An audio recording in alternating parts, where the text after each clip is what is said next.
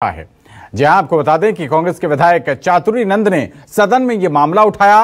Police कर्मियों को देने जाने वाले वेतन भत्ते और अन्य सुविधाएं जो भी हैं उनका मामला उठाया गया है। विधायक चातुरी नंद ने वेतन और भत्ता बढ़ाए जाने की मांग की है।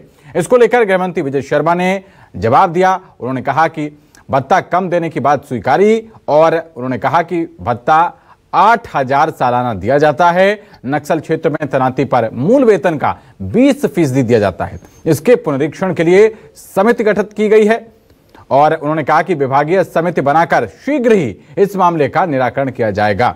तो गृहमंत्री विजय शर्मा उन्होंने विधायक चातुरी नंद ने जो मामला उठाया उसको लेकर एक तरीके से आश्वासन दिया है। उन्होंने कहा कि समिति का गठन किया जाएगा और जल्द ही इस मामले का निराकरण किया जाएगा। और खबर पर ज्यादा जानकारी के साथ हमारे रेजिडेंट एडिटर आशीष तिवारी जी जुड़ रहे हैं। आशीष जी, वेतन और भत्ते को लेकर चातुरी नंद कांग्रेस के विधायक उन्होंने मूल प्रश्न उठाया और गृहमंत्री की तरफ से आश्वासन भी दिया गया है। उन्होंने बताया कि समिति बनाई जाएगी, निराकरण किया जाएगा। क्या कुछ बड़ी बातें आशीष जी? देखिए, बड़ी बात तो यही है कि अंग्रेजों के जमाने से जो एक तय भत्ते हैं वही भत्ते पुलिस कर्मियों को दे होते हैं। उसमें कोई सुधार नहीं हुआ है। बीच बीच में इस बारे में राजनीतिक तौर पर ये वादे किए जाते रहे हैं कि वेतन भत्ते में एक नए तरीके से एक रिव्यू किया जाएगा, लेकिन रिव्यू हो नहीं पाता है। आज चातुरी नंद ने इस मामले को सदन में उठाया। गृह मंत्री, उप मुख्यमंत्री ने इस बात को माना है सदन के भीतर कि जो भत्ते किए जा रहे हैं इस वक्त वो नाकाफी है और इसमें एक तरीके की सुधार की जरूरत है। एक बड़ी घोषणा उप मुख्यमंत्री ने सदन में की है कि विभागीय एक पुनरीक्षण समिति बनाई जाएगी और समिति को जिम्मेदारी दी जाएगी कि नए सिरे से वेतन भत्तों का आकलन करके अपनी रिपोर्ट प्रस्तुत करे और जैसे ही ये रिपोर्ट सरकार के पास आएगी तो मुमकिन है कि पुलिस कर्मियों को दिए जाने वाले भत्ते को लेकर जिस तरीके से सवाल उठते रहे हैं उसके जवाब की दिशा में सरकार आगे बढ़ती हुई नजर आएगी और वेतन भत्तों में इजाफा किया जाएगा। जी,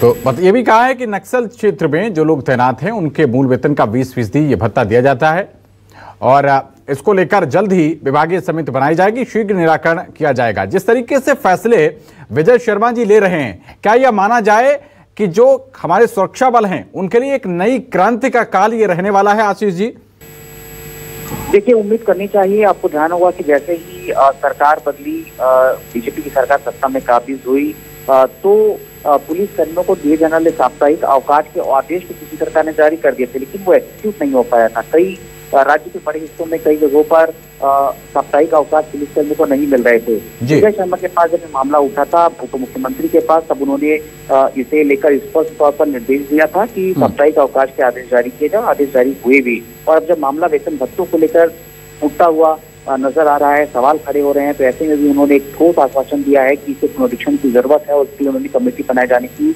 मंजूरी भी सदन के जरिए दी है। तो ऐसे में माना जाना चाहिए कि सरकार दिशा में आगे बढ़ रही है और देर सवेर इस पर बड़ा फैसला ले लिया जाएगा। चलिए, बहुत शुक्रिया आशीष जी आप।